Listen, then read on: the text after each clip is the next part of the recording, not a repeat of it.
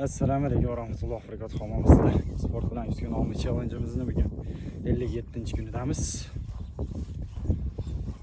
Hovlidagi o'rindiqda ota bilan o'g'il o'tirardi.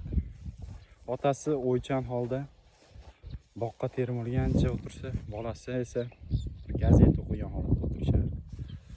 Shu payt daraxt shoxiga bir chumchuq kelib qo'nadi. Otasi so'raydi o'g'lidan. Bolam deydi, chunki otasini yoshi ulug' bo'ladi, ancha keksayib qolgan bo'ladi. Bolasi esa o'spirin bo'ladi. Shoxga kelib qo'ngan chumchuqni o'g'ildan so'rayapti. Bolam bu nima desa, o'g'li gazeta o'qishni to'xtatib turib, ota bu chumchuq deydi. Hamda yana gazeta o'qishni davom etadi. Oradan yana biroz muddat o'tgandan keyin yana bir chumchuq kelib qo'nadi. Otasi yana so'raydi o'g'lidan. Bolam bu nima deydi? O'g'li javob beradi. Ota bu deydi, chumchuq deydi. Ammo bu safar jerkangan namo bir ohangda javob beradi o'g'li. Hamda yana gazeta o'qishni davom ettiradi. 3-chumchuq kelib daraxt shoxiga qo'nadi. O'g'li so'raydi. Otasi so'raydi. O'g'lim bu nima deydi yana? Bolasi gazetani g'ijimlaydi, otasiga o'qtirib qarab. Chumchuq dedimi ota deydi. Chumchuq deb turib sal baqiradi otasiga. Otasi shunda sal xafa bo'ladi. O'g'liga xo'rlik kelib bir qarab qo'yadi.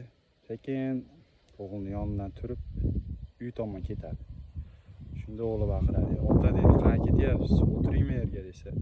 Sen o'tirib tur dedim, men hozir uyga kirib chiqaman dedi. Biroz muddat o'tadi uydan. Daftarni olib chiqadi. Bu daftarga otasi yoshligidan yozib keladigan, ya'ni kundaligi bo'ladi. Bir voqealarni yozib borar ekan. Endi bolasining yoniga keladi-da, o'g'ilni, shu o'g'li 3 yashar paytda yozib qo'ygan bir voqeasi bor. Ashini topib, titkilab topadi-da, ana hikoyani ochib o'g'liga tutqazadi qo'liga. O'qi deydi. Bolasi o'qishni boshlaydi hikoyani. Kunlarning birida 3 yashar o'g'lim bilan deb ota boshlagan. 3 yashar o'g'lim bilan bog'da o'tirar ekanmiz. Daraxt shoxiga bir chumchuq kelib qo'ndi. O'g'lim mendan so'radi dedi. Ota bu nima desa, o'g'li otasi chumchuq deb turib javob beradi. Keyin yana bittasi keldi dedi. Chumchuq deb javob berdim dedi. 3-chi, 4-chi, 23taga yetdi dedi. O'g'lim har safar so'raganda, bu nima, bu qanday qush desa, chumchuq deya javob berardim dedi. Ana 23 marta erinmasdan men javob berdim o'g'lim. Har safar so'raganida uni javob aytishdan oldin dedi, erkalab, ko'zidan o'pib, hamda uni bag'rimga bosib turib aytardim. Hikoya oxirlab borar ekan, o'g'ilning qo'llari qaltirashni boshlaydi. Hamda daftarni yopib, yoniga qo'yib turib, otasini quchoqlab, ota deydi.